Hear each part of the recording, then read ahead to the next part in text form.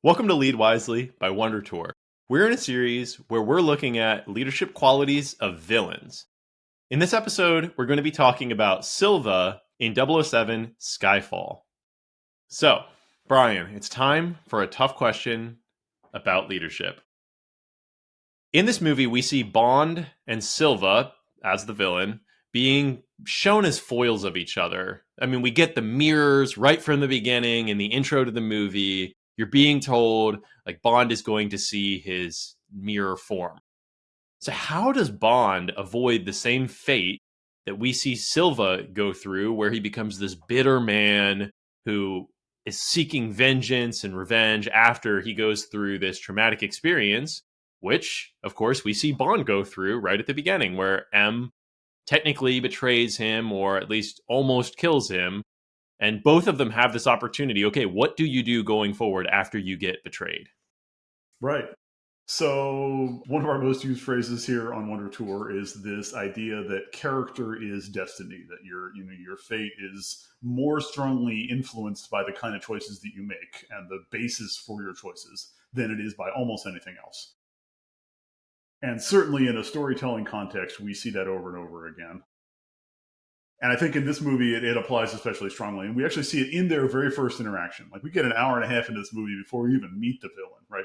He's doing all these things off screen, and they're trying to figure out who he is and why he's doing what he's doing, what's behind all these machinations. And then finally, we have this fabulous monologue scene where the elevator doors open and Bond's tied up in this room full of servers, and Silva walks towards him, monologuing the entire time. This ridiculous story about the rats on the island and sort of the inevitability of character being driven by your experiences. Like, and he, right from the gate, like, that's his whole gig, is like, I've been turned into this horrible creature because of my traumatic experiences, and you and I are the same, and we're just these two rats that are doomed to battle eternally and to murder everybody else. Like, we're the alpha rats. That's his whole worldview right there, right? Is his whole worldview is that circumstances are destiny, experiences are destiny. And so he's making fun of Bond. He's like, look at you, you're pathetic, you're falling apart, you're held together by your pills and your drink. And Bond, right up front, is like, well, don't forget about my pathetic love of country. Right. And that's kind of the whole tension right there. Is Silva doesn't even recognize that as a thing. He as far as we can tell, he never had it in the first place. And he super doesn't now. He's completely motivated by not even self-enrichment or power. He's just motivated by revenge. He's just trying to get back at the people that hurt him. And he assumes that everybody else is basically the same. He assumes that that's why he was hurt in the first place, is because somebody was protecting themselves.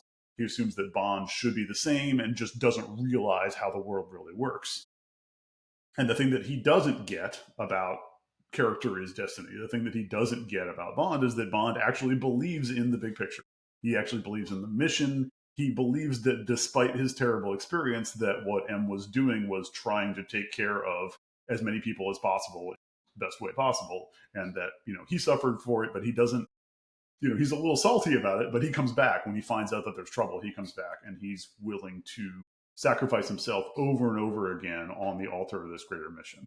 And that's the lesson we see all the time, right? That's the lesson we see over and over again in Wonder Tour, is that the characters that we view as heroic, the characters we view as leaders or mentors that we would aspire to be or aspire to have, are the ones who are willing to put self-sacrifice forward in service of a greater mission, in service of taking care of and protecting others. And so what we see, especially in the back half of this movie, once they finally come together, once Bond finally figures out what's going on, is we see over and over again Bond prioritizing taking care of others and being willing to sacrifice himself and go through painful experiences to do that. And we see Silva escalating in whatever direction he can to just try to get revenge, to try to hurt a couple of very specific people, but not really caring about collateral damage. And that's really the dichotomy, is just, they have the same experience, they have the same basis, they have overlapping skills, but Bond believes in something and Silva super doesn't. Yeah, you said it right from the get-go. Silva doesn't understand that character is destiny.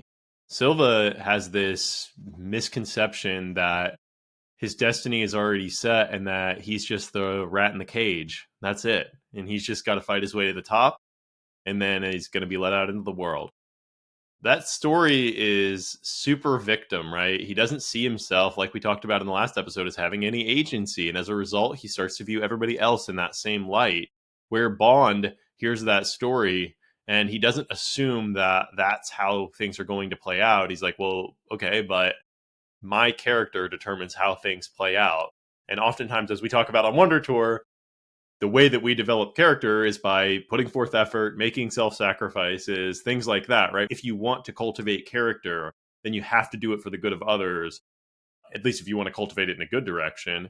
And that will form destiny. That will allow you to win when it's really difficult to get the win, to accomplish the mission. And that's how we see it playing out at the end. I mean, that last scene where Silva has such conflict, when he's like, all right, he's finally been through the ringer here and he's has the chance to finally kill M, and he can't even really do it. He's trying to force her to do it because he doesn't, like you said, he doesn't know what he wants. He's just been playing this out.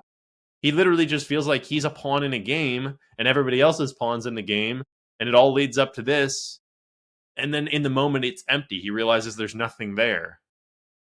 No, that's amazing. I didn't even think about this, but that very final scene, what he's trying to do is he's trying to get her to kill them both, right? He's trying to get M to shoot them both. Like, he literally can't imagine for a future for himself after he's taken his revenge, because he has no other goals. He has no even idea that he could go make another change in the world, right?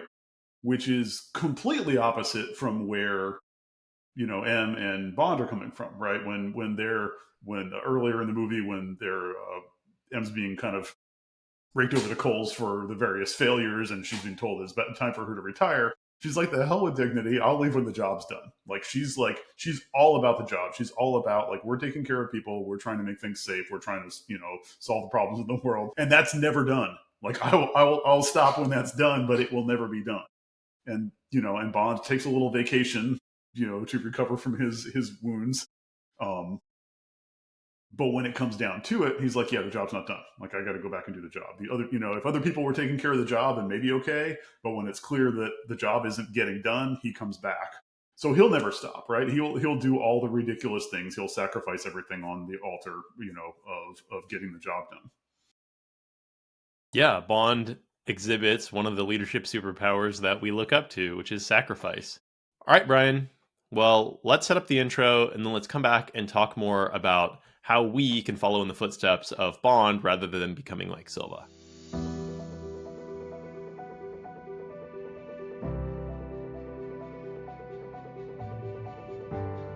Hi, I'm Brian Nutwell. And I'm Drew Paroz.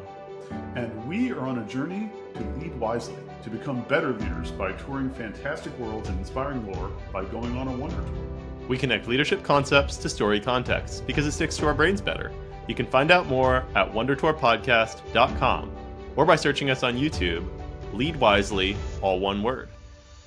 So yeah, let's talk about where this story goes. So in our last episode, we talked about Silva's very elaborate plan and leveraging the complexities of the system and manipulating people into doing the things that he wanted and setting himself up into the situation that he wanted, which was to get very close to M so he could exact his painful revenge, right? So he does all of these things. And the one thing that prevents him from fully succeeding is that he sort of assumes that everybody else is a pawn of the system and that they're going to behave in a predictable way.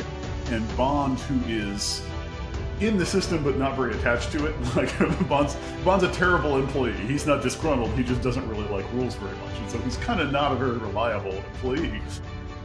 But those personalities can be useful when things aren't going well, when the system doesn't work and you need somebody to improvise, you need somebody to have a different perspective, you need somebody to just like take some authority and go make something happen.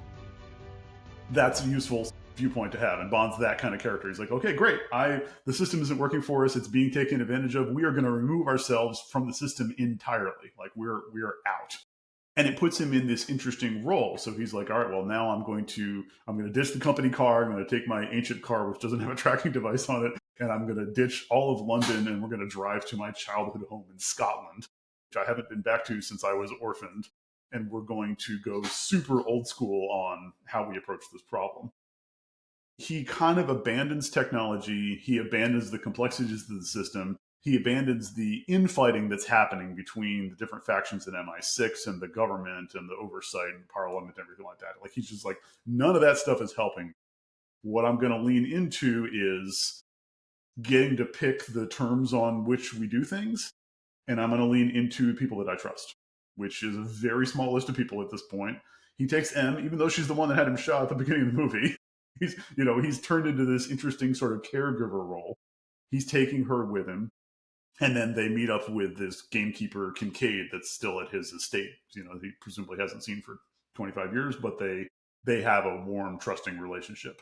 And so we have a very small cadre of, he's got people that he trusts in an environment that he's selected that's completely devoid of any of the complex systems that he thinks can be taken advantage of. And that's his choice of how to sort of step away from this risk. And I think the interesting part that we're going to pull apart here is not only does he flip the script, he goes back and he, as we normally see with these heroes, he takes and inverts what the villain is doing against them. As we talked about last episode, what is Silva good at? Silva was good at taking that complex system and creating a pull mechanism out of it to accomplish his simple goal. And now Bond does him one better. He completely breaks the system entirely. He doesn't just create a pull by leveraging the existing system. Like you said, Bond is the breaker of the system. He's the one who sees the mission way above the process. He's like, hey, I will much sooner just completely violate the process if it's going to help us to achieve our end goal. I don't really care. And the way that he does that is it connects the organization's goals and the organization's current state with his personal goals and current state. Because he goes back to Skyfall. He goes back to this childhood home where he, assumedly, or based on what we're seeing in the movie, hasn't been in a long, long, long time, based on his interaction with Kincaid. Of course, he has bad memories. This was his home before he was an orphan. And it's this willingness to do something that Silva was not willing to do. Silva is all about running away from his problems and trying to complete this revenge narrative, where Bond is running towards his problems. Like, I'm going to have to go deal with this myself. I'm going to have to dig deep into myself in order to solve this problem, which means I have to go to a painful place. And I don't want to become like Silva. The way that I become like Silva is running away from Skyfall, not running to Skyfall. And in doing so, he also he breaks out of the predictiveness that he had been in. He does something different than what Silva had been expecting, because Silva, all he knows is running away. All he knows is that we're all rats anyway, and so we're going to do what's best for us. But that's not what Bond does in this situation. No, that's really good. And I think that's a good point that, okay, I'm going to leave the system behind. I'm going to change the terms of the engagement, but it's not like they're going to go hide out on the beach in Indonesia where he was at the beginning of the movie, right? It's not like we're trying to get away. He's still trying to accomplish the mission. It's like, we need to neutralize this threat. We need to take care of this problem. But we're going to force them to come to us and do it on our terms. Silva does it in the typical sort of technology-heavy escalation. I've got 20 guys and a helicopter gunship, right? And James Bond has a vintage hunting rifle and a stone house and a knife. So, we got some real disparities in approach here. But choosing the ground, choosing the terms to be the kinds of things that James Bond is really good at, up close and personal violence being primary among them, is what sets us up for what, as we were talking about in the pre-show, right? A really fun back half of the movie. And so I want to hear your analogy here, because this did not occur to me until you mentioned it, but this is 100% true. Yeah, so our mountaintop is the Home Alone moment. We get this. There's no way, if you're directing or you're writing this, that you're not considering that this is going to be, to the audience, a bit like Home Alone, where they get in and they have this old house, and all they've got is the stuff that's lying around, and they've got these people who are, nefarious and more competent potentially than they are coming to get them, but they're just going to be witty, and they're going to leverage the fact that they have the higher ground, basically, and that they're on their home turf, and they can use that to stay one step ahead, at least for a little while. And it's amazing because the first thing that you get, it's so Home Alone-y. You get they pull up and they're like slowly approaching to figure out what happens, and then you get the machine guns in the front of the car that go off, and it's a diversion. And then Bond's even in the car, and they get distracted from that, so he's able to get up behind him and stuff. It's just brilliant. Yes, it's got everything except for the paint can swinging on a rope, right? It's like all the ridiculous booby traps, all of the misdirection, all of the improvising with the materials at hand. Yeah, so and it's beautifully shot, and it's dark, and there's fire, and there's explosions, and there's this frozen lake, and there's snow. Like it's wonderfully done. But like you said, it's not running away. It's choosing the ground. It's also leaning into the problems. It's leaning into the sacrifice. It's leaning into willing to face the hard things. Like I'm not trying to get away from Silva. I'm trying to face Silva on my terms. I'm not trying to get away from my childhood trauma of being an orphan. I'm going to go back to the house and use that to my advantage. And it's all the layers of sacrifice. It's blowing up the childhood home and the car, and just like all of the things, laying it all on the table. Right. And this goes back to the Batman quote, right? I haven't given everything, not yet. Right. It's laying it all on the table in service of what Bond actually values, which turns out to be nebulously country and the greater good personified into M, despite her missteps. He's still, and likewise, her leaning into it, her taking on personal physical peril in this environment and trusting him and being at the ground level for the first time after directing these airstrikes from her pajamas over her career. Right, we get the two of them coming together to try to face this challenge. And we get this cool part where we see up until this point, they've over and over been thwarted by Silva. It's like what they're trying isn't working. And I think there's times in our lives when we can feel like that, either in your business or in your personal life or whatever. It's like, whatever I'm doing, it's not working. It just, I keep trying, I'm putting forth effort, but it's not resulting in the type of outcomes that I think it should be resulting in. And so they changed the game up entirely, like we talked about. And what he has to do, though, is he has to go into the pain. He has to go into this house. He has to see Silva, right? He faces his alter image, basically, in Silva at this ground zero of his origin story. And that's a really hard thing for people to do. When I ask most people, tell me one or two, this is one of the first questions I ask somebody if I'm having a deep conversation, if it's like an initial mentoring conversation or whatever, is tell me one or two transformational moments in your life where everything changed. And this is one of those moments for Bond when he realizes that he has to go back and face. He can't just always be this, stone-faced, hard, old school dude. Otherwise, A, they might not be able to accomplish the mission, which is what's most important to him, but B, who is he going to become if he just keeps going down that path? And it's going back into the pain that allows him to, I think, Brian, open up that softness that you were talking about. It's a nuance, right? But he's not defined by his suffering the way Silva is. He defines himself by his ability to endure the suffering because he's got some greater purpose in mind. Right. And that's it. They're very related ideas, but they have very different outcomes, as we talked about at the top of this episode, right?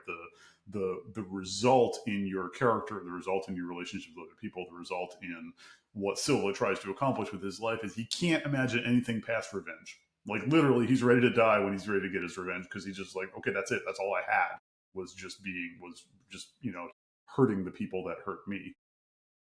Whereas Bond can't imagine leaving before the job's done. He can't imagine, he can't imagine not facing the pain if that's what it's going to take. Right. And so even the little story that Kincaid tells about him, hiding in the cellar when he found out that his parents died, and when he came out 2 days later, he was, he wasn't a child anymore. Like he has decided consistently all along not to be defined by that pain, like to have that be, it informs him, that's his experiences are part of his character, but he's making choices about who he's going to be. Right. And so again, Silva believes that experience is destiny, right? And Bond is cultivating his own character in his own way, but he latched on to a mentor that he believed in and still does. So it's easy, at least it's easier for me to see how to apply this to my personal life, Brian. So for our practical application today, how do we apply this to business?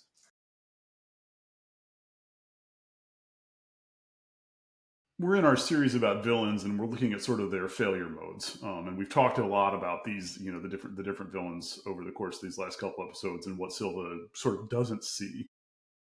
But the thing for me that talking about it that comes back to this movie is really about the role of the mentor, right? And that all of this is kind of goes back to M's character and how she approaches like mission above everything, and she's very explicit about it. She's, you get the sense that she's kind of sentimental underneath of all the things, but she's very British about not showing it.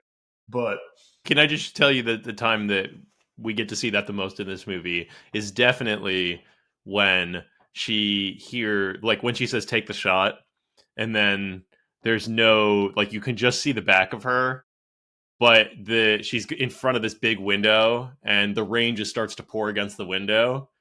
You don't see her yes, crying or anything like that, but it's again, brilliant cinematography to display the like feelings that she has in that moment. yeah. Somehow you know what Judi Dench is thinking, even when she's completely stone faced. Like she does an amazing job with this, right? But if you think about, if you're going to be the leader who will ask your people to make sacrifices, who's going to have to make the hard decisions, who is potentially going to put people in harm's way or potentially screw up and do things that don't work, right? If you're going to be that leader and you want people to follow you, you have to be mission forward, right? If they believe you're doing it because it's for you, if they believe you're doing it because you're selfish or scared or looking for your, interested in your own power or career, like they're not going to tolerate it. They're not going to follow you. They're not going to be inspired by you. And they're not going to sacrifice themselves for your mission. The only way that works, the only way you can ask people to jump through those kind of hoops is if they see you self-sacrificing, if they see you explicit about the mission and who you're benefiting and why. And if you can do that, if you can get to that point as a leader, then they'd be like, oh, sure, yeah, I will. I'm on board. I will face the drama with you. I will work extra hard. I will take on personal pain.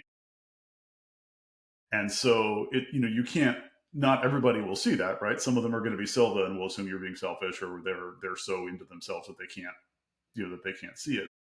But the only way to potentially inspire people to be James Bonds, to take those risks, is to have the figure that cares for them as much as possible, but also cares for the mission more.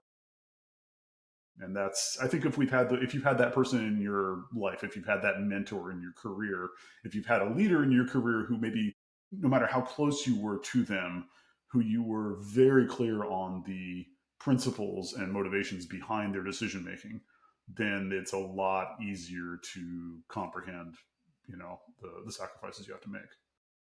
Maybe I can expand upon that a little bit.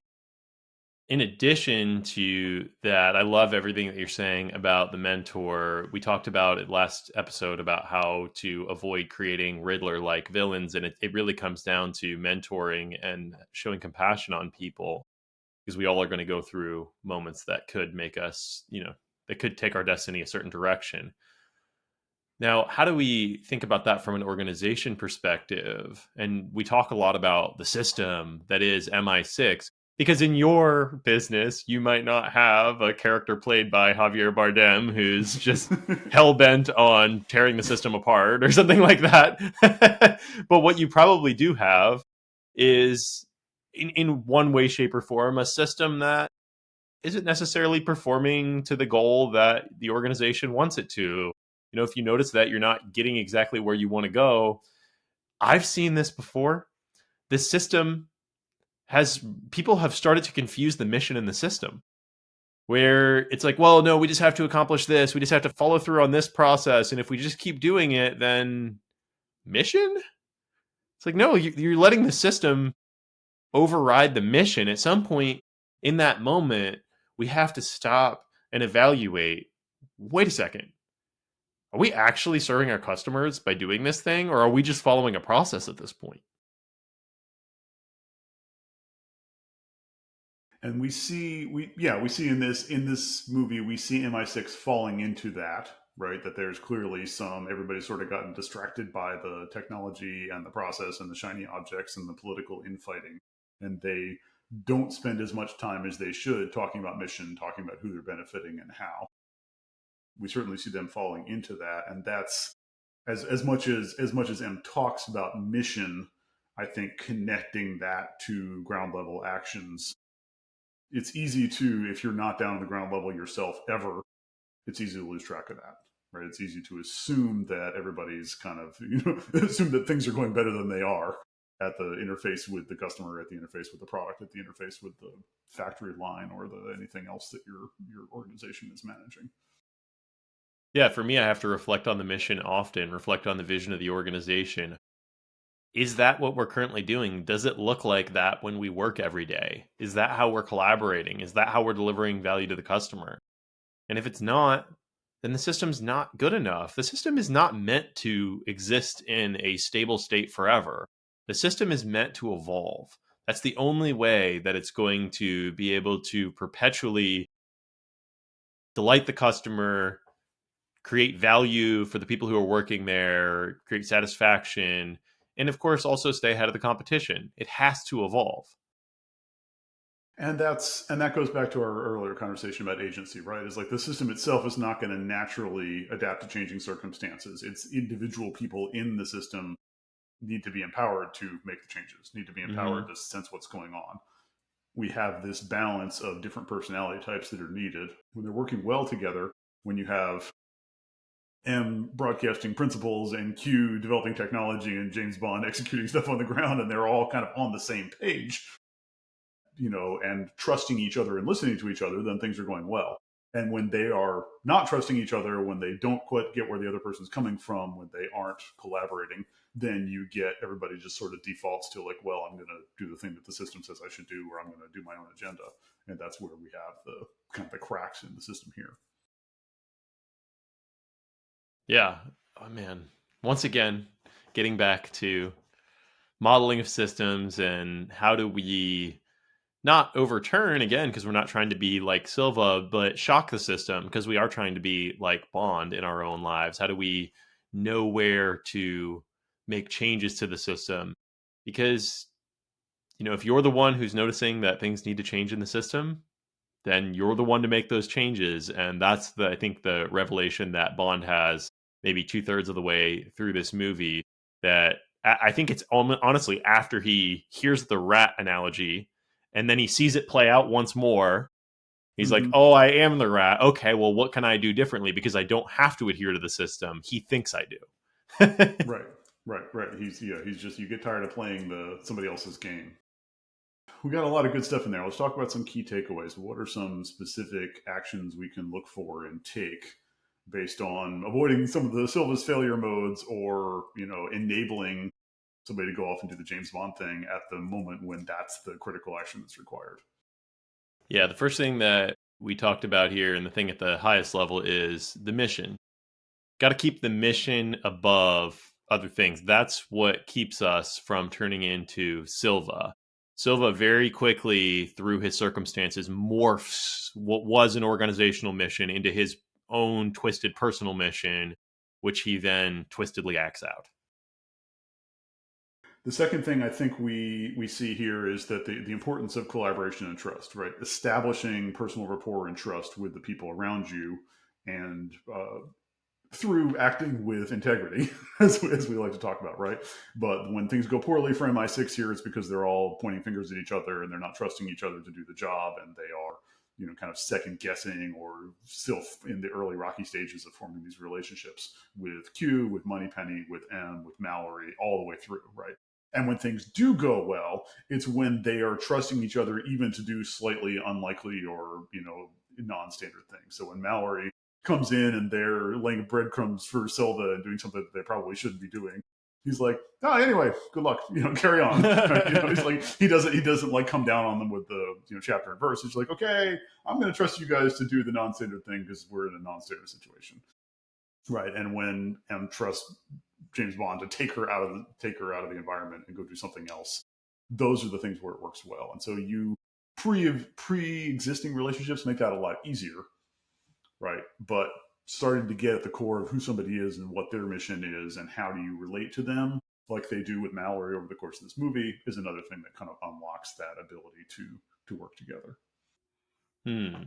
And then we also talked about leaning into the pain, especially when things aren't working the way that they're currently working, and it's getting frustrating. As much as it is difficult, one of the cheat codes is, okay, where's the pain? Where's the unresolved trauma that we or I need to go back into? What is my Skyfall that I'm avoiding? Because the only way to go forward is potentially to go backwards first. Right. Yeah. Clean the stuff up and don't be afraid of the hard problems. Don't be afraid to face the thing that needs to get resolved. Running away from it or trying to undo it is not going to count. All right. We're having a lot of fun with the villains in this series. We have one more set of episodes left, and for our next series, we're going to be doing the Rings of Power, and we're going to be talking about the Lord of the Rings villain Sauron in his earlier incarnations as the Deceiver before he becomes the one that we see in the later books and movies.